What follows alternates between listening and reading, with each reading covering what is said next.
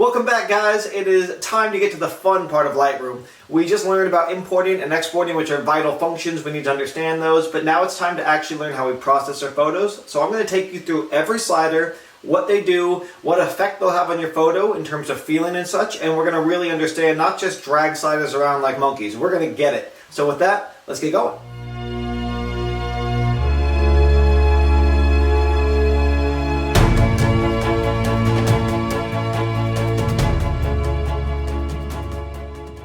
So the one last thing I want to mention before I get into the video is the best way to learn these sliders is have your Lightroom open, follow along, pause it when you need to, and practice and experiment with those sliders. Control Z or Command Z on a Mac is your best friend. That's undo. You'll drag a slider, Command Z or Control Z, undo, experiment. That is the best way to learn what everything does. But also follow along with me. Do what I'm doing on yours, replicate the results, find an image that it works for, and you'll start to get the hang of exactly what each one's doing. So I really wanted to mention that because I think it's important to start to understand and be intentional with your processing as you learn what these tools do. So with that, now we're ready. Alright guys, so here we are back in Lightroom, and I just have my library open. You can see that indicated here. If you don't see that, click that arrow. And yeah, we're going to learn today how to make the global adjustments, how all the sliders work. So the first thing we have to do is bring our photos into the develop module. So you can do that by either clicking develop or by, if you double click it, you're going to full screen it, and then hotkey D will go to develop. So it's easy either way. You can flip back and forth between these, or the hotkey is D for develop, and that will bring you here. So let's start from the top, actually all the way here at the top. The treatment option allows you to go black and white in color. If you already know ahead of time what you want to do, then you might as well start there. It'll make your processing easier. You also have the option, if you right click or double click, or whatever they call it on Macs, and go create virtual copy, it will create a virtual copy, believe it or not. If you wanted to do one that was black and white, for example, and have one that was color, that's how you could do that. So that would allow you to process two different ones as you're going. So couple little tricks there. Treatment though, I would leave it on color most of the time and then convert to black and white at the end so that I have all the variations of it. But yeah, it depends on what you like to do. So I'm going to remove that virtual copy. Don't need that for now. I just did that by hitting delete on the virtual copy. So let's move right along. The profile, there's a bunch built in. You're going to leave this at default most of the time. However, have you noticed how sometimes when you take a JPEG, your camera looks, the image looks better in your camera than it does when you actually get into your Lightroom? You're going to notice that, and it's because RAWs are meant to be flat. They're meant to be without contrast and color, whereas JPEGs and JPEG previews in your camera have some profile adjustments made. They've got a bit of saturation and contrast and different things. So you can go through these. There's some here that can default Adobe Landscape, Camera Vivid, and you can see it's just making slight changes to our starting point.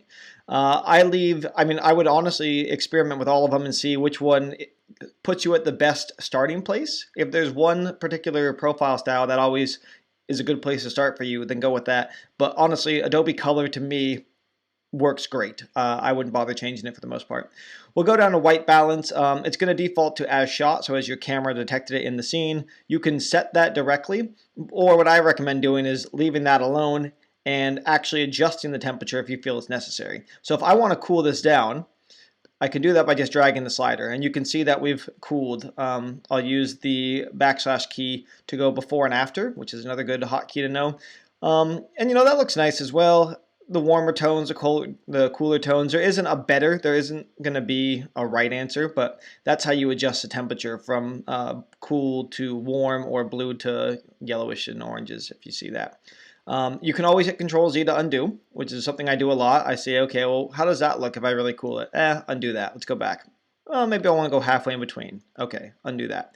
The tint is going to be your green to purple range. So same concept. If you drag it all the way, you're going to basically blast green into your photo, and if you go the other way, it's going to be a lot of purple. So you'll find a lot of people nowadays really up the purple, and a lot of the times the warmth as well, and just give it these really tropical sunset vibes. It's kind of become a trendy thing. So I'm not going to do either of that. Since we're starting from here, I'm just going to hit reset. You could also undo that or drag it back to its default values. Now, I'm going to re-specify because I don't know that I really covered it. When I say we're going to do the global changes, what that means is that all of the sliders I'm going to be taking you through today will affect the entire image equally. So if we adjust the temperature, you can see that there's no part of this image that isn't affected by that. A local adjustment targets a specific place, and we're going to get into those in the next one, but for now we're going to stick to global adjustments where if we adjust, say, exposure, you're going to brighten the entire image or darken the entire image. That's a global change, so it's affecting everything equally. Which brings us nicely into exposure. That is basically how bright your exposure is, how dark your exposure is, etc. So if we look at the histogram here, which is a chart of light, if I drag my exposure all the way to the right, you can see all the light shifting towards the right, which makes it bright. And if I go the other way, you'll see all of that light shifting towards blacks, making it very dark. So the exposure, easiest way to think about it is just, is your image bright enough? If it's not, then maybe we need to increase it a little bit. And if it's too bright, maybe we need to decrease it a little bit. Now there's going to be times where what's really tricky, and that's where we'll get into the local adjustments later. Maybe I want my sky to get darker, but my foreground to get brighter, right? That happens all the time. I might want some more detail here like that, but now my foreground's too dark, so I drag it the other way, and now my foreground's well exposed, but my sky has lost all of its detail and color. That will be a local adjustment that will fix that later.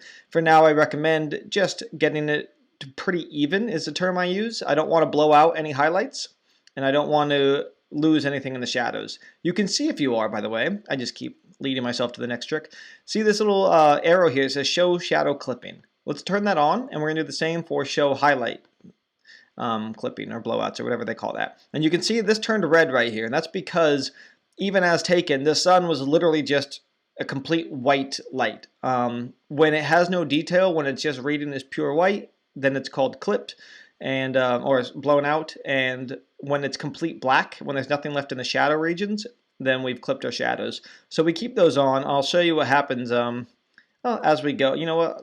I'll just drag the exposure down so you can see. If we go too high, we eventually start to blow out everything. And if we go too low, we eventually start to clip everything. Now we've managed to get some detail back in the sun, but realistically not. We're just going to accept that that's going to blow out. But we don't want to clip our shadows. So what most people do is they find the exposure point where nothing is clipped or blown out, and then they start from there. So we'll go on to contrast. Contrast is going to create contrast. It's going to make your darks dark and your lights lighter. So if we drag it down, then it flattens everything. That will make it so that your whites and darks there's not as much difference between. The other direction starts to make those darks even darker and those brights even brighter. Contrast is pleasing. You have to be careful about overdoing it though. And there's a lot of different ways to adjust contrast. So you could use this slider, but Lightroom has a specific formula that it's using for this particular slider. There's other ways to control contrast that I tend to use more often. We'll get into that as we go. Down into highlights. So the highlights, if we look here in our histogram again, you can see it says highlights. Whoops. When I have this photo or this portion of the histogram selected, underneath there to the left it says highlights, and here it says whites. And then we have exposure, we have shadows, we have black. So the easiest way to think of highlights is anything from this range up is going to be falling into the highlights. The brightest parts of our images basically are in the highlights. If we drag that down, we are shifting the graph, but basically starting here, we're shifting everything down. That's kind of a technical way of looking at it. Look, realistically, if you drag your sliders down, you're going to make your brightest parts less bright, and you should not affect your darkest parts. That's the way to look at it. Most often, you're going to use that to get your sky back down. So we talked about how if we wanted to expose and get some light in the foreground, we might have the sky too bright. Well, you can kind of even that back out by bringing your highlights back down. Likewise, in a different image, you might want to boost those. If you want the airy whites like at a wedding photo, then you might want to boost your highlights. In this case, I'm going to bring them down for this photo. And that leads us nicely to shadows, which is the opposite of highlights. It's the darkest parts. And you can see we have some very dark parts of the image. So I'm going to start by lifting the shadows. And in this case, I'm going to come all the way up, or at least close to it. And you can see we're starting to get some detail back in on the rocks that we didn't have before. And over here as well. There's still some parts that aren't getting detail, but that's okay. It would look unnatural if everything had detail. That's what we call HDR photography, high dynamic range. All that means is that everything has detail everywhere. It's a bit overdone. It's hard to make it look natural if we go too far with it.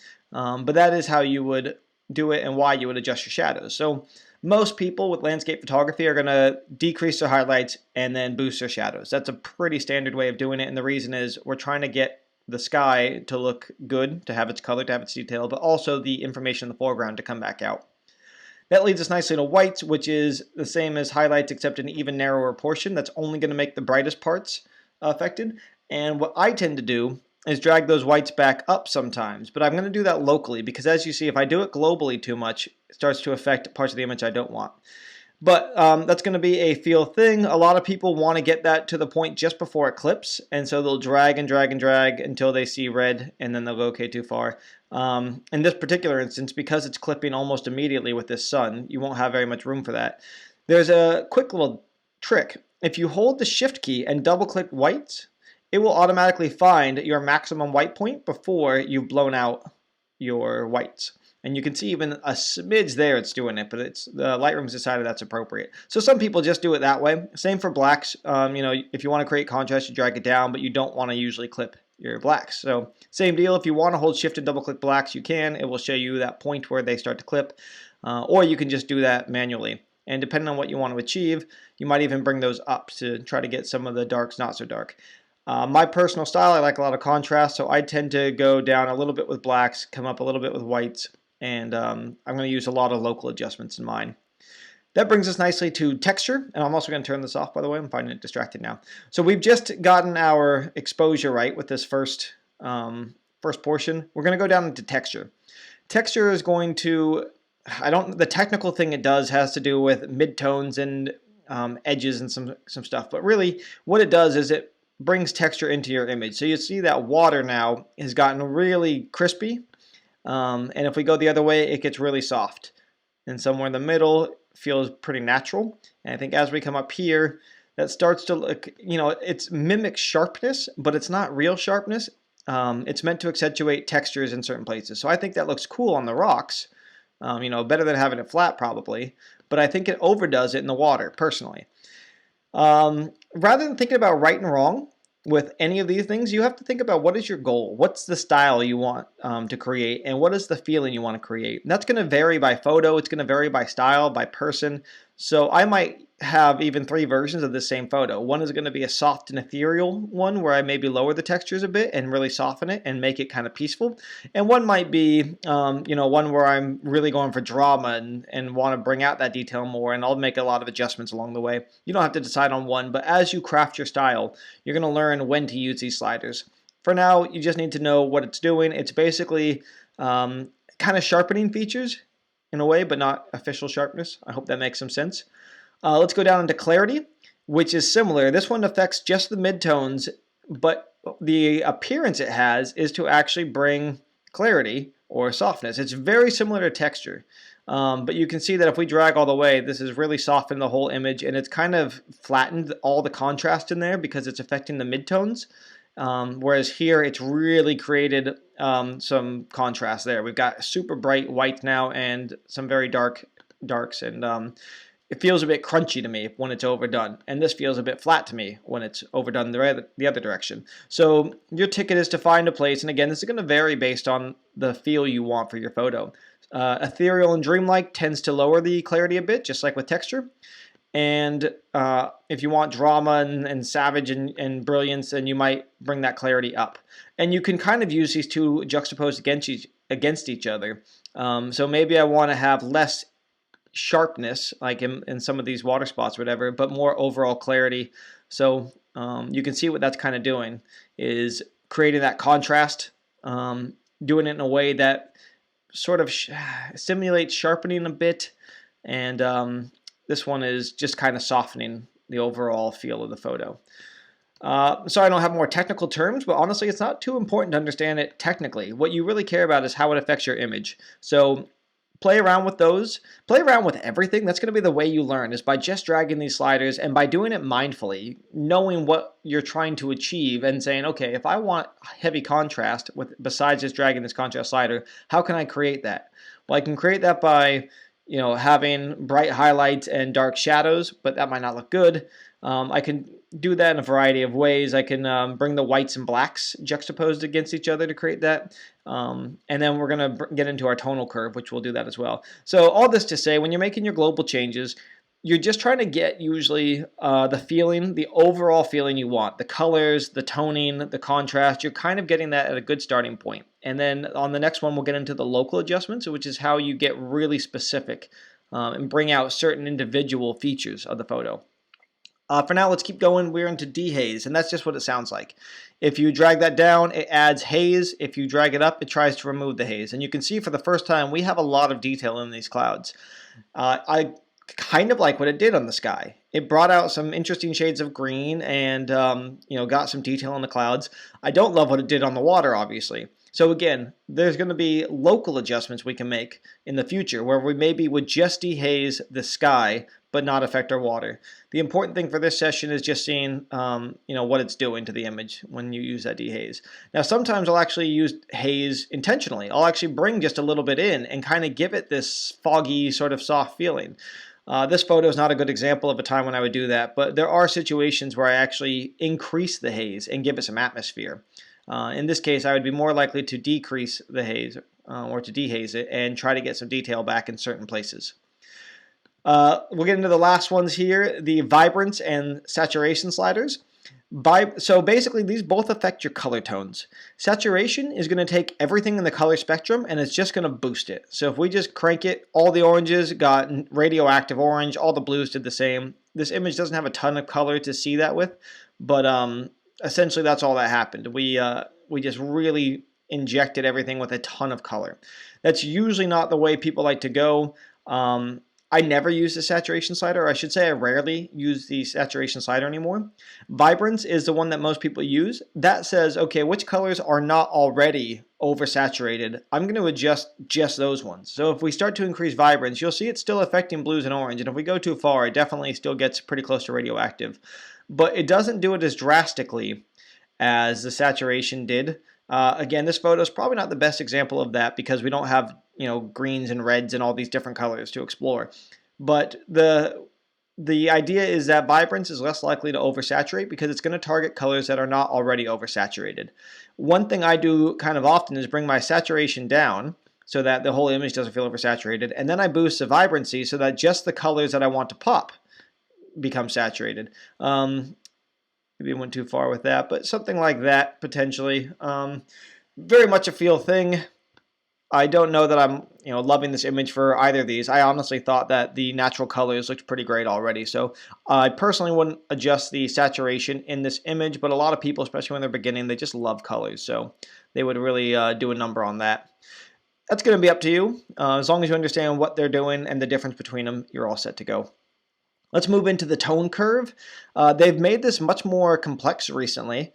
I think I'll have to do a whole session on the tone curve eventually. In fact, I definitely will. But for now, I'm just going to go very, very quickly through it. It's similar to your whites and highlights and all that up here, but you can do it visually. You can either click and drag to start boosting the brightest parts of your image, and then maybe decrease in the darkest parts, or vice versa. You can increase the brightness of the darkest parts a bit and maybe decrease your highlights. Most people prefer what's called an S-curve. They like to anchor this somewhere in the middle and have the highlights brought out, the shadows brought down, and do something of an S-curve. I don't use any of that strategy personally. What I do is I tend to lift the lights just using the sliders. I find that easier to work with than the tone curve. Potentially the highlights as well. It's only affecting, you can see the brightest parts of the image. In this case, let's see, I need to bring my shadows back up already. If I need more information out of my shadows, then I could continue doing that and get more information. Or I could do that with the darks and get even more. I could do a juxtaposition where I bring the darks up but bring the shadows back down. Just play with the sliders, guys. Find your style. Find something that works. There isn't right or wrong. That took me a long time to understand. I thought professional photographers just knew, okay, it needs to be 56, not 57. Well, how'd you know that? It's not the way it is. Everything is to taste and to style, and you're going to form and craft your style as you get more and more comfortable with Lightroom. It'll just happen automatically. It'll also happen as you look at other people's work and you start to recognize, oh, I see what they did. They softened it. They really brought the clarity down, and it gave it this ethereal feeling. I love that. I'm going to do that. Or maybe you'll go the other way. You say, oh, I really like how dramatic this guy's is. It's crunchy and it's crisp. If you like that, then maybe you'll start bringing your clarity up or your textures or whatever. The trick is to not try to figure out what's right or wrong. It's to really focus on finding your style. We'll get into the HSL panel now. This is probably the biggest variance in terms of people's style. A lot of people have a lot of tricks to create their own individual recognizable style. For example, it's become very trendy to decrease the blue saturation. That way all of your other colors pop. Blue tends to be in everything, even if you don't recognize it, whether it's sky or water. Even an overcast day, there's a lot of blues in pretty much every image. So when you affect the blues, you're affecting every image by quite a bit. I personally leave the blues alone. In this case, where there's a dominant color like orange, I might just play around with it. So I'm going to say a couple things about this. First, there's two different ways to view the HSL sliders. You can view it by hue, saturation, luminance with all the colors underneath, or vice versa. You can focus on the colors and have them this way. You can alternate between those two. It's the exact same thing you're affecting. It's just a matter of which way you prefer to look at it. I like to have the colors broken down individually. So for example, in orange here, I can adjust the hues of the orange by dragging this towards red, and even all the way into pink, or towards yellows, and anywhere along that spectrum that I think looks good. Now the tricky thing is we all see colors so differently, so you're going to have to really hone in on this or leave it alone and let the camera do the work for you. I'm partially colorblind. I don't see the purple spectrum very well in some of the greens. I won't often notice a purple or a green cast. So I don't go too heavily into the colors. I kind of hope that the camera does a good job of capturing them true. If I am going to mess with something, it's just doing what I'm doing right now. Maybe I'll bring the saturation of orange up just a little bit to make that color pop a bit in the sky. I could maybe move it towards reds a little bit to give it a bit more of a tropical red sunset feel. Luminance will make it, you can actually see in the slider, it gets very dark and very bright. And that's what it's going to do to your oranges. It's going to deepen them and basically make it look like burnt orange, or it's going to brighten them, shift them towards white, shift them towards black. If you imagine orange on a color spectrum of white to black with orange all the way through the middle, that's what the luminance is doing. It's pushing them in that direction. So we'll see that in blue. If I adjust the luminance, it's going to really make this water go bright if I go that way, and it will make the water go dark if I go that way. This image is not looking great in terms of actually producing a masterpiece, and that's not our intention. It's just so you can see what things change. Likewise, the blue hue will be a good one as an example. We can shift it towards aqua and even like a deep green, or towards the purple spectrum. And each color has a slider. Not every photo will have every color in there. So like this one probably doesn't have any purples. Nothing's going to happen with the purples. But that's what each one of these does. Spend some time learning them. And if you can literally turn something mediocre into something great if you get a very good feel for color, if you have that ability. And some people will have it a bit more innate. They understand color and complementary colors and all that more than others. I sort of wing it. I'm almost embarrassed to say, but it's the best I can do given my, who I am and how my eyes work. We'll move now into split toning. Split toning is probably the last thing most people learn to use, but it's a important way, like colors, to create your own style. And the easiest way to think about split toning, the cinematic look was oranges and teals. That's always been how traditional film would split tone their thing, their documentaries or videos or whatever. What I'm going to do is show you a little trick to understanding what's going on. If you hold I believe it's the Option key, and drag the hue, you'll see as we drag, it's showing us what color is going to be injected into, it says our highlights, but realistically it's affecting the whole image. It's affecting the highlights the most, but it's affecting the shadows as well. So at 0 hue, it's kind of a pinkish red, and as we drag up, it moves into oranges, across yellows, into greens, over to like some blues and aquas, eventually into purples, pinks, deep reds, and kind of back to where it started at this point. In fact, I think it's exactly where it started. 360 and 0 seem to be the exact same. So that's how the highlights hues work. From experience, I recommend just trying this over and over again and getting a feel for it. What I've noticed personally is that if I want to inject some red and some kind of sunset tones into it, then I would go to about 12 to 20 range, and I would just increase the saturation a little bit. It doesn't take much. If I want a warm glow to the feeling, then I would go about 40. That's a nice orange.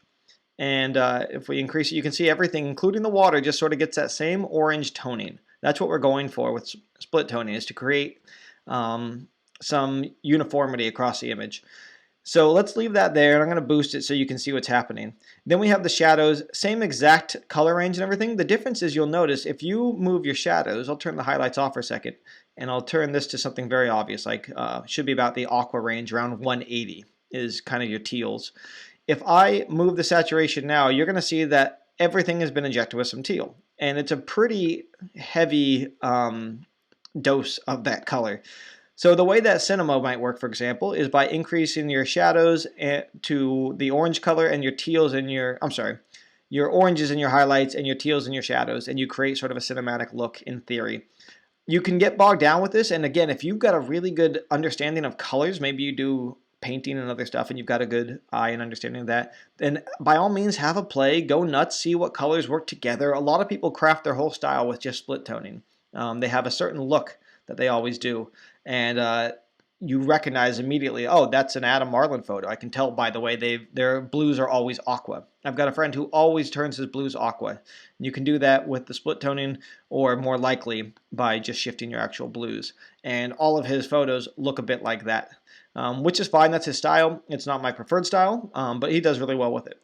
And the balance here, that's going to shift. If you think it's too heavily weighted one way or the other, then you can just drag that balance. So you can see here, it's pushed, it's given the shadows slider with the teals a lot more priority, and vice versa, it's given the highlights a lot more priority if I go the other way. And you can just sort of drag that along to find that, strike that right balance. So if I actually liked these colors and this feeling, I would probably land it somewhere around here, where there's a hint of teal, but not overwhelming. I hope that makes sense. I'm going to reemphasize one more time before I move on that the best way to learn this stuff is follow along with me, pause it in between, and just try the sliders. And every time you work on a photo, when you're learning, drag sliders. Eventually, you won't have to do all this. You'll have a workflow that's natural because you'll know what you like and what the photo needs. But when you're learning, dragging, playing, experimenting is a great way to go.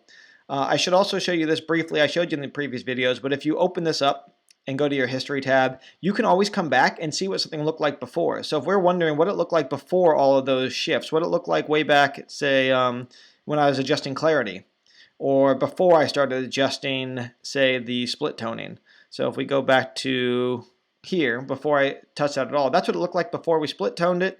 Here's what it looks like after. If I thought it looked better before, then I can come back to, say, here, and I can resume my workflow from this point. So that's good to know. And in fact, I am going to do that just for the sake of it. And we're going to go into the detail panel. Detail is your sharpening. Sharpening basically is whether your edges are well defined and your detail is well defined or not. So again, easiest way, let's drag that way up and you can see how sharp this all is. That looks great. I'm going to show you another quick trick. You can adjust the zoom area by clicking this thing and then going to your photo. And that allows you to really get a good look at one certain area. So I don't mind what it's doing. It's definitely overdone at 150. I think somewhere around there actually looks okay. There's a lot of detail in there. Maybe even dial that down a bit more. But you can see what's occurring. It's bringing out the texture and detail in the rock. So if I want that, then that's what I'd want to do. You have to be careful though, because if you sharpen sky and water, this photo is not going to show it too bad, but you start to get what's called noise. And noise is sort of a grain that occurs from over sharpening. I don't know that I'm actually going to be able to bring it out in this photo at all, which is a good thing. It's because I shot this at ISO 100, so there isn't much noise to introduce. But nevertheless, you do need to worry about that. If I look at this water, to me, that's a bit too sharp. Where the rock looks okay, the water looks over sharpened. I'm just going to tell you from experience, I generally leave this at 40 by default, up to 70 at the most, but it varies based on your camera and your camera's megapixels. Back when I was using my Canon 7D, I would sharpen this to about 70. With my Sony a7R III, which has a lot of megapixels, I usually leave it at 40. I find it gets crunchy if we go too far. We'll do a zoomed out view and show you the sharpening. It was kind of like clarity. It looks a bit over sharp, crunchy, crispy, whatever word you want to use, in the water. So I don't love sharpening too much. I prefer my photos to have a bit of softness to them. I want sharp in terms of focus and detail, but not necessarily that crunchiness to it.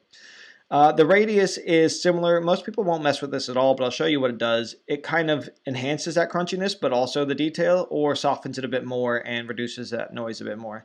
I usually leave that by default. Most people I know use something between 1 and 0.5. I don't know very many people who crank it, but that'll be up to you, and you can decide that for yourself. And detail is just a similar type of thing. It really brings out the detail, but it also brings out a lot of noise. I don't love that effect. I almost never mess with the detail. Masking is the thing I mess with a lot. So what you do with masking, if you're holding the Option key and you drag, you'll notice that things start shifting to black and white. Anything black will not be sharpened. Anything white will be sharpened. And that's important because we don't want to sharpen, for example, the sky. The sky has no detail to sharpen. It's meant to be soft. There's no texture like there is in the rock. There's none of that in the sky. So the only thing you'd be sharpening potentially is noise, and we don't want to do that. So I drag this up until I see the sky is no longer being sharpened. I sometimes do the same for water. In this case, the water has a lot of texture, so it's going to sharpen. But if it was a very soft, if it was a lake and there was no motion on it, then you might not want to mask your lake either because there's no texture in that. Anyway, the general rule is go to where your sky is not being sharpened, and that's going to be somewhere around 25, I think, for this image. Noise reduction is going to offset your sharpening. So if you had noise, this one doesn't really. Maybe if I boost the exposure, I can bring some noise out for you guys. I'm not sure I'm ever going to really get, yeah, I don't think I'm going to get much noise in this image, which is a great thing, usually, but not good for showing you stuff. Okay, there we go. We've got a bit of noise. You can see how grainy this has gotten now because it's been over sharpened. That can happen for usually if you shot at too high an ISO, or if you've over sharpened, you'll get that grain. Noise reduction will soften it and remove that, or try to. So you just drag that and you can see it's starting to remove some of that. If we go really far with it, it will soften it way too much, but there's no more noise in any of this. It doesn't look very pleasant anymore. We've gone too far. But if you find the right amount, it will offset your sharpening a bit. And of course you can always lower your sharpening, but then you might lose some detail. So it's just sort of a balancing act. It's the kind of thing you get the hang of eventually. You get a workflow down. It will vary by picture, by objective, by a lot of things. But again, the importance of this is just that you understand what it does. And we're moving into lens correction. The lens correction is going to allow you to, basically it's going to fix a photo if your lens has some sort of distortion. So first thing, by default, just click chromatic aberration off. Chromatic aberration occurs when you have a less expensive lens usually, or just a very troublesome area. By the way, here's some noise. When we zoom in this tight, we can see some noise. So we would want to potentially deal with that. It's probably just because we're just zoomed in so far. We might actually be seeing noise. We're really just seeing pixels. But I'm going to go back to that and show you what happens if we sharpen it. There we go. There's that noise I was talking about when we're zoomed in at the detail. If I go the other way, you can see it softened it, but we've also softened our edges. So there is sort of an in-between spot that's good. 40 might be nice. If we mask it to there, now you can see that we've got the nice edges without having the noise here. So maybe that was a better example of sharpening. Just in time, Adam. Anyway, chromatic aberrations. If there was a color on the edges, which there will often be when there's heavy contrast, let's see if we can find some in this image. It's probably going to be where the sky meets the rocks, if it's going to exist at all. All right, there's a little bit of it. You can almost not make it out, but you see just this edge has a bit of discoloration. And I don't know that that's going to, it probably is going to catch it in this. It's usually looking for reds or greens. Anyway, long story short, turn it on. It's almost never a bad thing, like 99.999% of the time. You might as well have it on. It won't affect images mostly, but when it does, it's usually going to be a positive effect. You can, if your lens is recognized, so any Sony, Canon, Nikon, most major brands will recognize. Some of the Rokinon, Sigmas, and third-party lenses won't be recognized, so you'll have to do it manually if you want to correct for your lens. But you can see what happens. If I turn that off, it sort of bevels or unbevels at the center based on how it thinks the lens distorts reality. So I actually think this particular image looks better without the profile corrections on, but sometimes it will look better with it on. I just turn that off and on and look. If you don't have it, you can actually like find your camera and your model and stuff in there if it's there. But usually if it recognizes it, it will automatically fill that in for you. You can then control that distortion manually. So we were talking about beveling the center. We can do that by going up and down as well. In this case, I'm going to just turn it off. I think that looks natural to me with it off. You can go into the manual if you want, and you can change that distortion as well. And that does a much more drastic fix. So I have a couple lenses that do have some distortion, a super wide angle lens, and I have learned to always take that down to a certain point. In this case, like 15 might look all right. We constrain crop so that you don't have those weird edges. We'll go back and forth. Until you know what you're doing with these, I would probably leave it well enough alone. Same with the defringing. It would get rid of some of that edge coloring if it was there. It particularly usually shows as purple or green, so you could get rid of it with purple and green. Be careful though, it will affect your purples and greens throughout the image. So for now, when you're beginning, turn it off, turn it on, see which one you like better, leave it at that. Eventually you'll want to learn all of this, but for now, just do that. Transformation, I wouldn't touch in Lightroom personally. Now, if you want to learn it, I would just say drag the sliders around. Obviously, it's going to transform. It's going to stretch it vertically up or down. Same with horizontal, left or right. But it's not the kind of thing I ever mess with in Lightroom because it does such a weird job of it. If I need to stretch an image or do something like that, I would do it in Photoshop. So I'm going to leave that alone. I don't think anybody beginning should mess with this just too much just yet. We'll keep coming down to the effects one. And effects, the vignetting is the primary one here. And a vignette darkens the outside and brings attention towards the middle. So I actually like to have a bit of a vignette. If you go too much, obviously you can see that that's way too much and it actually is just blackened it all out. You can get a white vignette by going the other direction with it. I tend to do this in a more manual way than this global adjustment, but this is the easy way. I would just be careful to go much more than -10 for most images is as far as I would ever possibly go.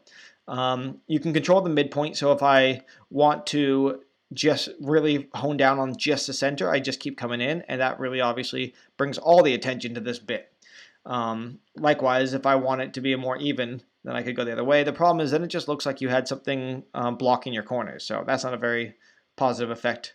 My midpoint I tend to leave alone. I sometimes drag it in a bit, not often, but sometimes if there's something that is only really interesting in the middle that I think is demanding more attention.